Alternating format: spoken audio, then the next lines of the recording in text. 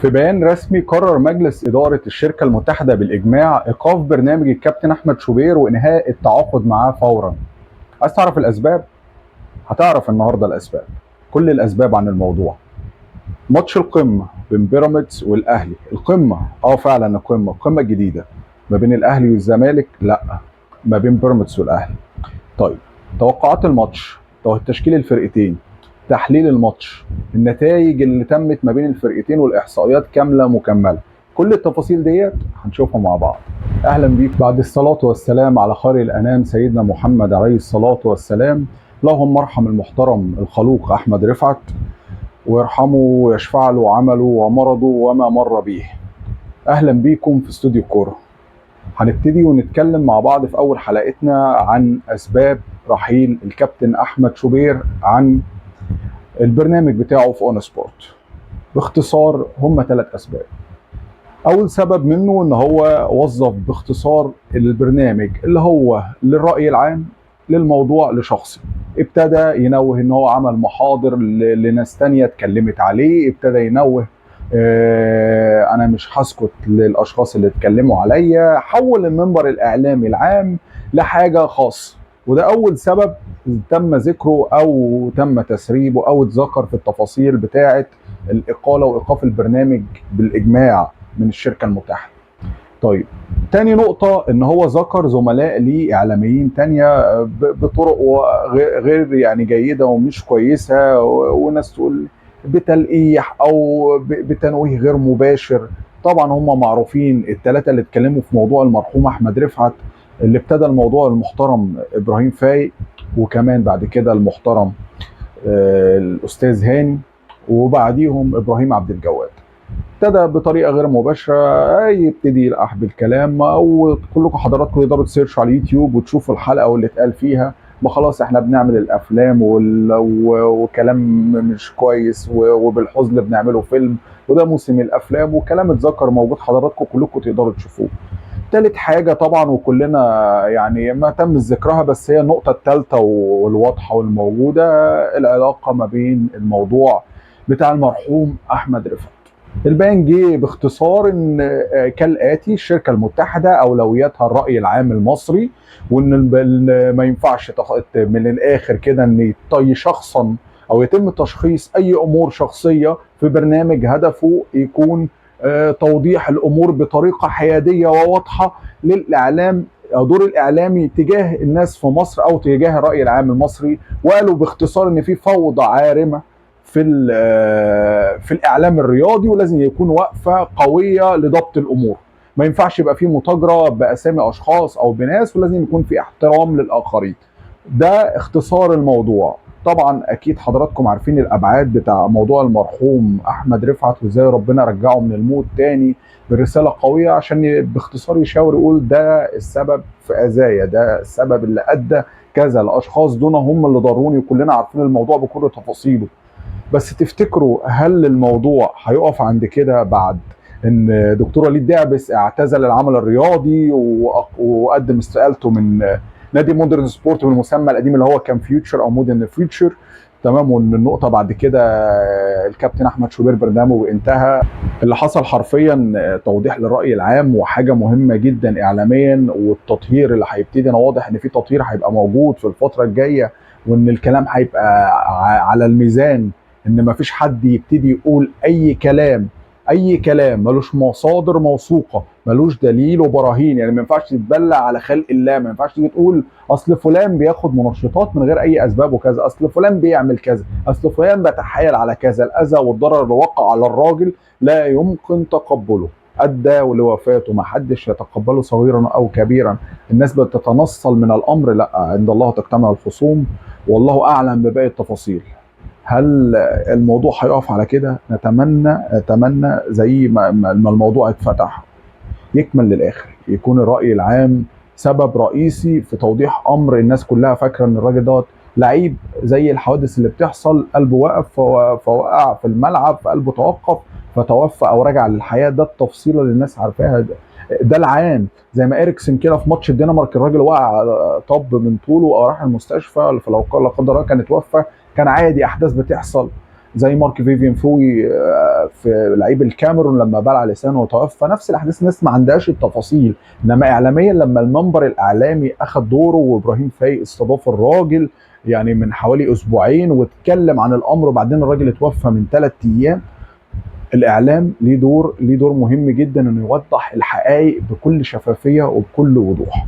ده المهم وده الدور الاعلامي المطلوب انه يبقى موجود في الاعلام المصري، ونتمنى ان هو يبقى موجود بالشكل ده، ونتمنى ان الخطوه اللي حصلت ديت تكمل للاخر ان شاء الله، نتمنى كل خير. طيب مباراه القمه الجديده بيراميدز والنادي الاهلي هنتكلم عليها مع بعض دلوقتي بكل تفاصيلها. هنبتدي بالاحصائيات، وبعد كده نبتدي نقول التشكيل المتوقع للفرقتين، ونشوف سيناريو الماتش مع بعض من وجهة نظرنا البسيطة هيروح لفين. نيجي بقى لمباراة القمة الجديدة اللي ما بقتش تقل أهمية عن ماتش الأهلي والزمالك. بس قبل ما نتكلم في التفاصيل ما تنساش تعمل لايك للفيديو وتعمل اشتراك للقناة وتفعل الجرس عشان يوصل لك كل جديد من استوديو الكورة. نيجي للأرقام والإحصائيات. بيراميدز في المركز الأول برصيد 68 نقطة من 27 ماتش. النادي الاهلي في المركز الثاني برصيد 57 نقطه من 23 ماتش. يعني النادي الاهلي لاعب اقل 4 ماتشات من بيراميدز. الماتش اللي بنتكلم فيه بتاع بكره ان شاء الله ماتش مؤجل من الاسبوع ال 14. طيب بنتكلم ان النادي الاهلي اقوى خط هجوم في الدوري المصري برصيد 54 هدف، وبنتكلم كمان انه قصاده بيراميدز اقوى خط دفاع في الدوري برصيد ان هو استقبل 17 جون بس. بيراميدز لعب 4 ماتشات اكتر من الاهلي ومستقبل اهداف اقل من الاهلي، على العكس ان الاهلي لعب اقل من بيراميدز مباريات وجايب اهداف اكتر. يعني بنتكلم في تنافسيه هتحصل ما بين الفرقتين مش طبيعيه ان شاء الله. طيب نيجي نتكلم ارقام بيراميدز السنه دي مختلفه ولاعيبه بيراميدز عامله اداء مختلف. طب ايه الدليل؟ ايه الارقام اللي تقول دوت؟ اولا هداف الدوري هو فيستون مايلي مهاجم بيراميدز برصيد 13 هدف. طيب اكتر لعيب عامل اسيست في الدوري المصري هو محمد الشيبي الباك اليمين بتاع بيراميدز برصيد 8 اهداف. في بقى ملحوظه مهمه جدا لازم ناخد بالنا منها، هو مين اكتر لعيب دخل اهداف في مباريات ودخل قد ايه حسم بيها مطوشه؟ هتلاقي ان فجر لقاي مسجل 5 اهداف، ال5 اهداف دول حسم بيهم 5 مباريات لنادي بيراميدز. بعديه حسام حسن بتاع سموحه جاب 4 اهداف في 4 مباريات مغير بيهم نتيجه وكسب بيهم سموحه. فبالتالي بيراميدز مسيطر على 3 احصائيات مهمين بتدل على قوه لعيبي وفريق بيراميدز. بيراميدز عنده ستابيليتي في التشكيله، عند كرونسلاف يوريسيتش المدير الفني بتاعه من ساعه ما جه فبراير. بيراميدز ما خسرش على ماتش مازيمبي 3-0 بتاع دوري ابطال افريقيا، غير كده بيراميدز ما خسرش. مارسيل كولر حدث ولا حرج، دوري ابطال افريقيا من ساعه ما رجع ما خسرش ولا ماتش. الاهلي كله الماتشات اللي خسرها في الدوري هم ماتشين، بيراميدز في الدوري كله خسر ماتش واحد. طيب مستنيين ايه من الماتش ده؟ مستنيين حاجات كتيره جدا. اولا بيراميدز والاهلي لعبوا قبل كده مع بعض 19 ماتش، الاهلي كسب في 9، بيراميدز كسب في 6 و4 تعادلات.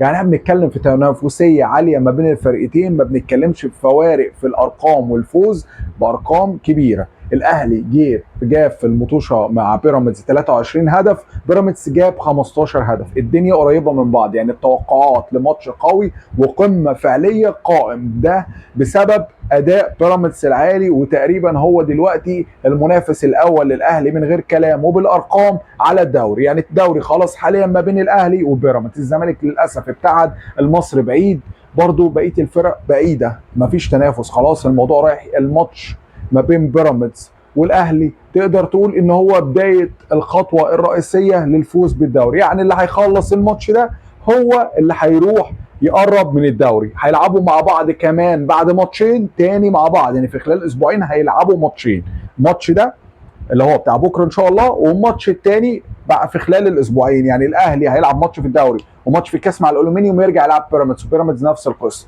فبالتالي الماتشين دول هيخلصوا الليل، هيخلصوا الدوري، هتبقى عارف الدوري خلاص بنسبه كبيره 90% يا راح لبيراميدز يا راح لاهلي. الاثنين عندهم استقرار في الاداء وفي النتائج، ورايحين ان هم دايما بيفكروا هنكسب هنكسب هنكسب هنكسب. فالماتش ده هيفرق ويقرب لك الدنيا، والماتش الثاني هيقرب لك الدنيا. فبالتالي انت دلوقتي بنسبه كبيره مستني ماتش قوي جدا ما بين الاهلي وبيراميدز بكره ان شاء الله.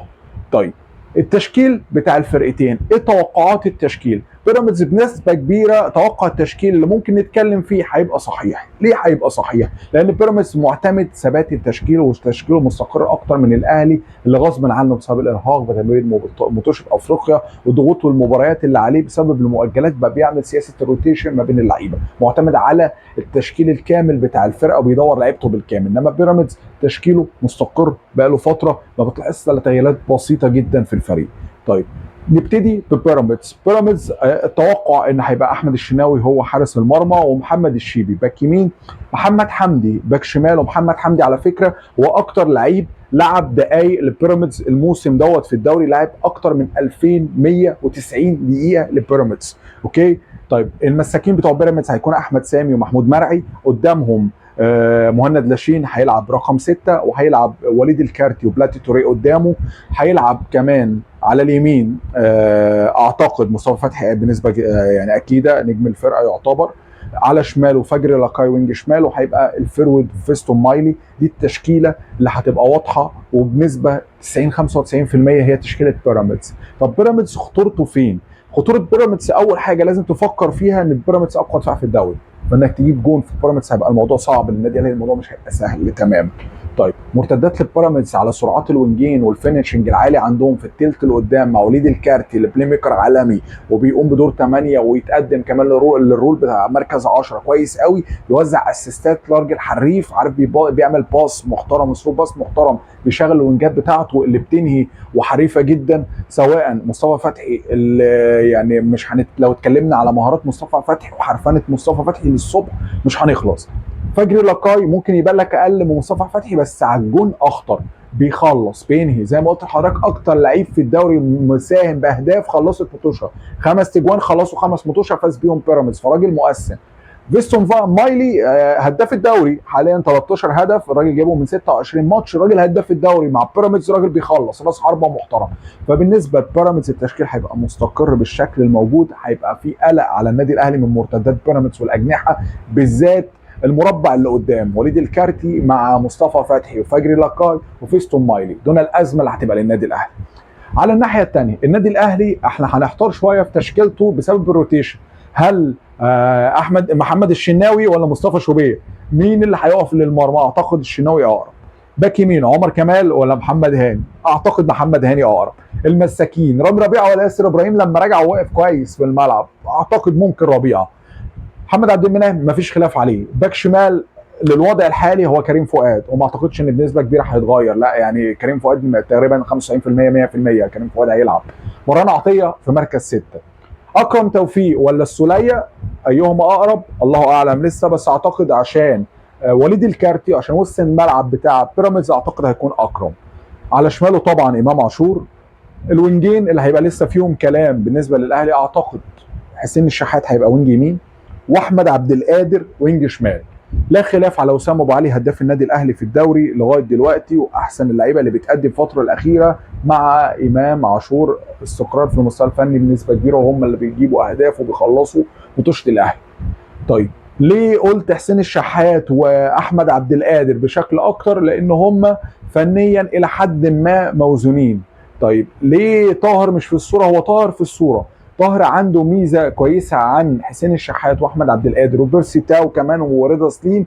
طاهر الميزه اللي فيه اللي الناس كتيره ما بتلاحظهاش تاخدش بالها منها، بسبب ان طاهر عنده يا اما يجيب لك جون عالمي ما حصلش، يا اما السهله ضيعه. الحته ديت هي اللي مبوظه شويه ومضيعه مجهود طاهر. طاهر بدنيا اعلى لعيب فيهم، بيساند وسط الملعب وبيرتد لغايه الدفاع وبيدافع كويس قوي، يعني بياخد الجنب او الوينج بتاعه رايح جاي كتير جدا، والبدني بتاعه محترم، فهو بيعتمد عليه في دايما كتيره في بدايات مطوشه كولر بسبب مجهوده البدني مش بسبب حاجه تانية. تمام. وبرده راجل عمل ثرو باس عالمي من الماتش اللي قبل اللي فات لوسام ابو علي، خلصوا ولا اروع يعني من بتوع زمان زي ما بيقولوا، حته كره شراب كده ثرو لوب راح لوسام على الطاير خلص جول ملوش حل. فلما بيبدع انما يجي في السهل في 6 يارده ويضيع برضه هي دي ازمته، هي دي مشكله الازليه لطاهر محمد طاهر، اللي لا تزال ان هو لازم يشتغل على الفينشنج. يا طاهر لو اشتغل على الفينشنج هيحجز مكانه بشكل اساسي. ده اللي مش ظاهر للناس. الناس دايما بتاخد بالها ان الراجل ده بيضيع كتير، مش هو ده الوينج بتاع الاهلي، رغم ان هو بدنيا جبار يا جماعه، بدنيا جبار. حسين الشحات ليه؟ عشان حسين الشحات لو في فورمته وفي ركز هيديك اسيست، هيديك ضغط عالي على الباكات، هيدي لك جون محترم، هيخطف لك ماتش. حسين الشحات بخبراته برضه فارق كتير، يفرق كتير. احمد عبد القادر عشان حرفنته والدوشه اللي بيعملها، يعني احمد عبد القادر لو لعب على الشيبي اعتقد هيعملوا دوشه كبيره، بيرقص بيروح وكذا. بس برضه المشكله ان دايما لما تيجي تبص على احمد عبد القادر، اول 3 ل5 ثواني عبد القادر بيعمل لك حاجه جامده قوي، في استلامه، في وان تاتش باص، في كروس على طول اول ما تجيله الكوره، في قطمه، في ترقيصه. انما اللي بعد ال5 ثواني الحركه الثانيه، الخطوه الثانيه دايما بتردد فيها، فتلاقيه بيفقد الكوره او يشوط الكوره بشكل مش كويس. طالما الخطوه الثانيه، الفيرست تاتش عنده عالي، القرار الاول عنده محترم قوي، انما القرار الثاني عنده او الخطوه الثانيه دي دايما المشكله بتحصل لاحمد عبد القادر. حريف بطريقه مش طبيعيه، بس لو اثقل نفسه عبد القادر هيبقى في حته ثانيه، هيبقى من اقوى الوينجات في مصر، ومش بعيد يبقى من يعني الوينج يبقى موجود يعتمد عليه في منتخب مصر الفترات القادمه. تريزيجيه ابتدى يكبر، الوينج الشمال عندك برده ما عندكش اسامي كبيره قوي في ناحيه الوينج الشمال، فاضي. يعني اظبط يا عبد القادر هتلاقي نفسك رحت، انت لعيب كبير مش قليل وحريف قوي، بس ركز. الخطوه الثانيه، القرار الثاني هيفرق كتير قوي مع عبد القادر ومع الاهلي.